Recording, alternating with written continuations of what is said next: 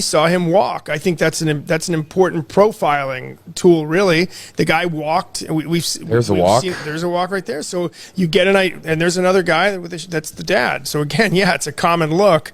We also had a tip that he was in Jacksonville around the same time that he was Tips have been coming in a lot of different places. Yeah. So and I think everybody's looking into all of those tips.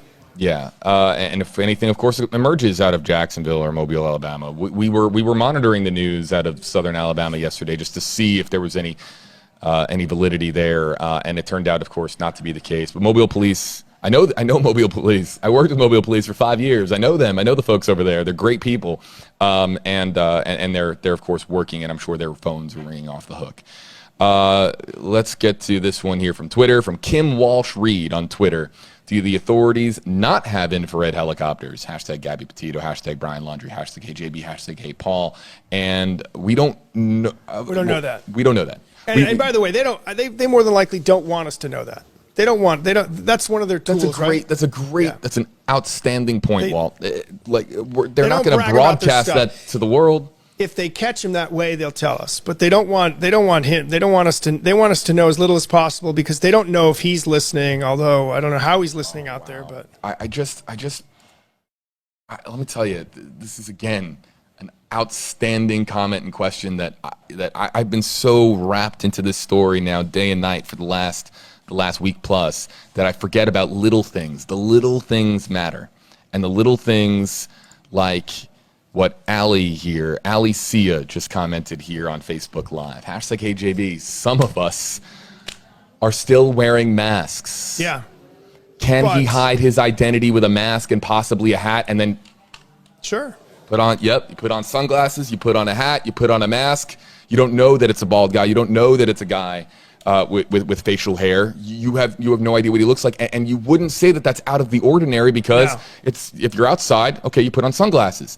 If you're outside, you put on a hat to shade your face from the sun. You're wearing a mask because of COVID. I would say, though, this guy has such a high visibility. And again, going back to the video, we also know his height, his body frame. We've seen him move. We've heard his voice. I think it would be hard with that. But, yeah, there's no doubt. And everybody watching this right now is fascinated by the story. Not everybody's fascinated by the story. There are people who are not watching it this closely. So there are people out there who don't know who Gabby Petito is right now, believe it or not. I know that's hard to believe. And there are people who don't know they haven't watched this story. So I'm not going to say it's impossible for him to somehow get away, if you will. Let me share something that I have received word, and I don't know if this was 100% true, but I have received word off the clock in the last 24 hours that the Petito and / Schmidt families have been watching some WFLA Now clips that have been surfacing online and some of the live streams, just some of our coverage here of this story. And I just want to take a moment here, and we have been, we have tried to do things as much as possible here to be as respectful to this story as possible, to the sensitivity that is necessary for a story like this when we have a family that is grieving, a family that is in a tremendous amount of pain, a family that has been really suffering here.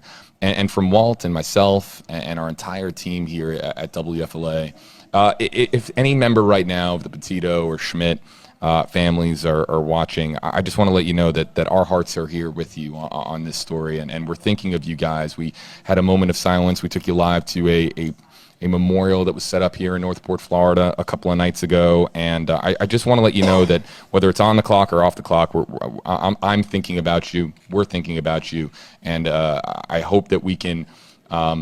We've had so many comments, Walt, of people saying prayers for Gabby, prayers for Gabby's family. And I think that there are a lot of people out there that really, really just want to send their well wishes. So on behalf of all of our commenters, our viewers, and our entire WFLA News Channel 8 staff, if there is a member of the Petito or Schmidt family watching right now, I would just like to pass along that we're thinking of you. You're in our hearts and our prayers, and we are covering this story with as much care and as much compassion as we possibly can here as we try to find out exactly what happened to Gabby.